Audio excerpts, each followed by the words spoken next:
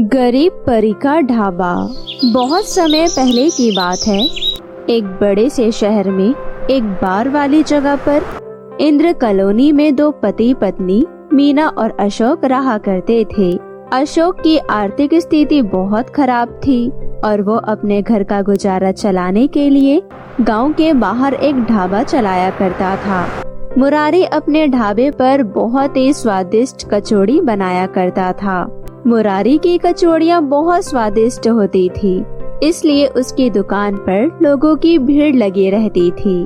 शुरू में मुरारी केवल 20 रुपए में अपनी कचौड़ियाँ बेचा करता था, इसलिए पूरे शहर में उसकी बहुत चर्चाएं होती थी।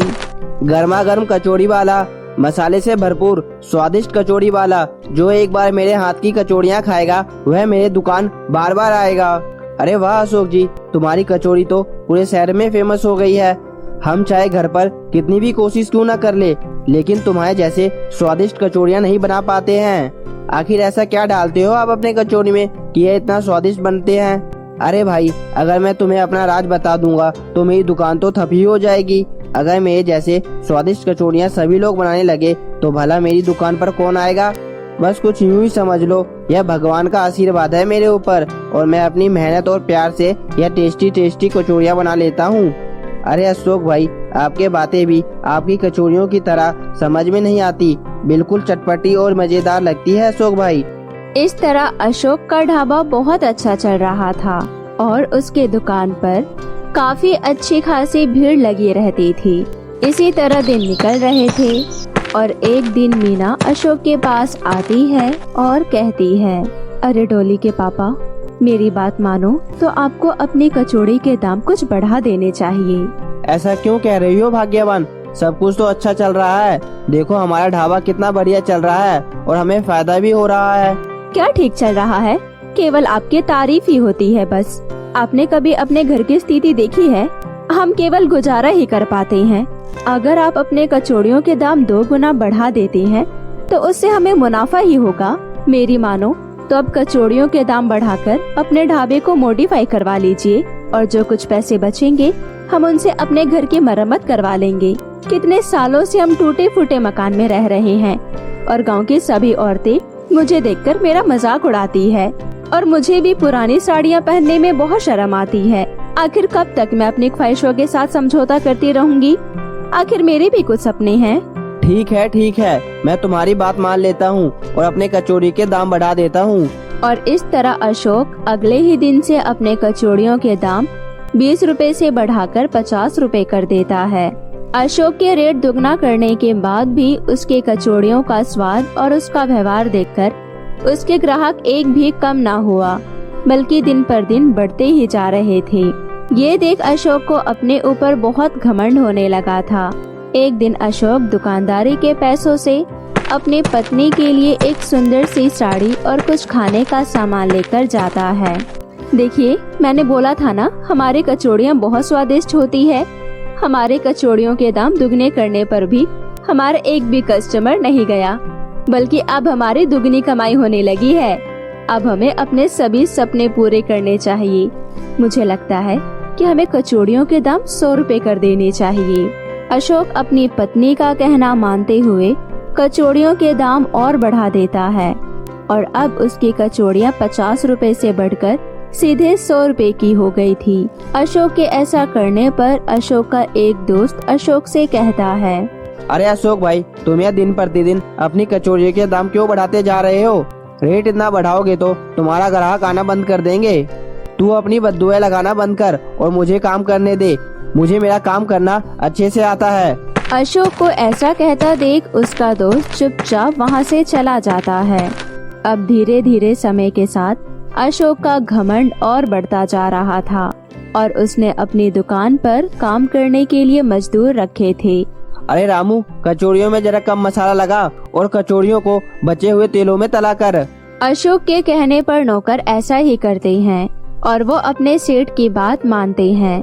ज्यादा मुनाफा के लालच में अशोक अपनी कचौड़ियों में सस्ते सामान लाना शुरू कर देता है, जिसके कारण कचौड़ियों का स्वाद बिल्कुल खराब हो गया था।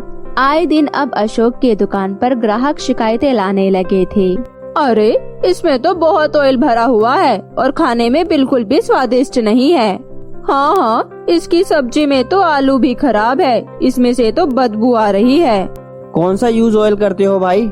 अशोक के ग्राहक अशोक से नाराज होते जा रहे थे, परंतु अशोक को इसकी बिल्कुल परवाह नहीं थी। अशोक अपने घमंड में चूर चूर हो गया था।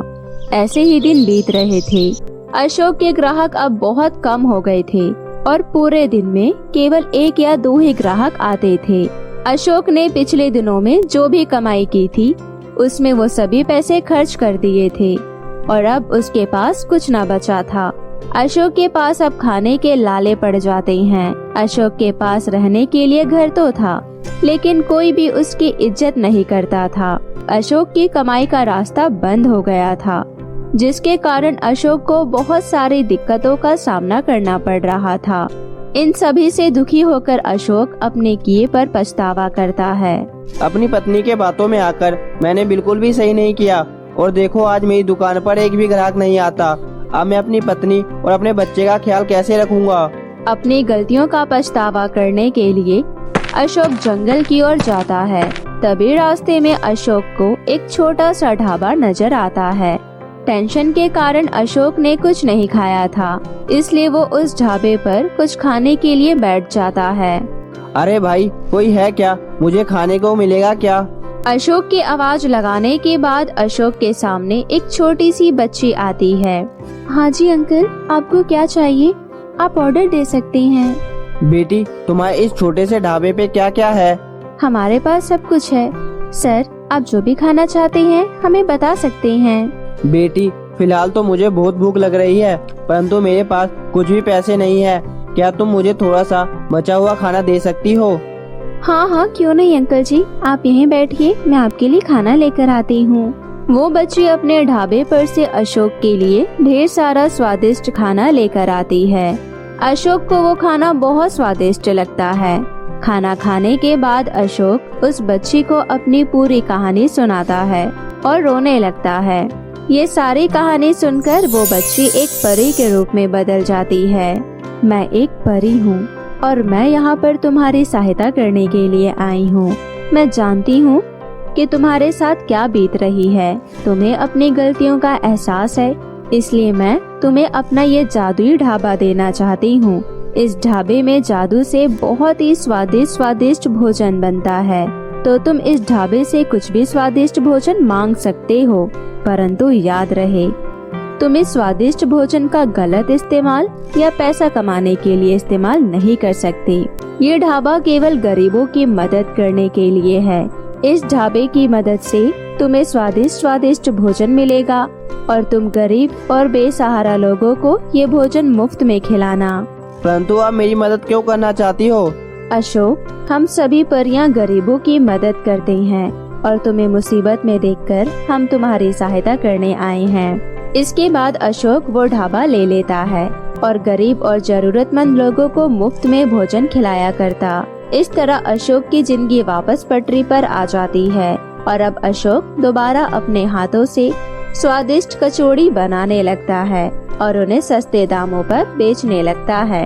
तो मेरे प्यारे दोस्तों, कैसी लगी आपको मेरी ये कहानी? मुझे कमेंट करके जरूर बताएं और इसे अपने दोस्तों के साथ भी शेयर करें। और हाँ दोस्तों, अगर आपने अब तक मेरे चैनल को सब्सक्राइब नहीं किया है तो प्लीज जल्दी से नीचे लाल बटन दबाकर अभी कर ले। तो मिलती हूँ आपसे फिर किसी नई कहानी के साथ। तब तक के लिए आप अपना ध्यान रखें। बाय बाय दोस्तों।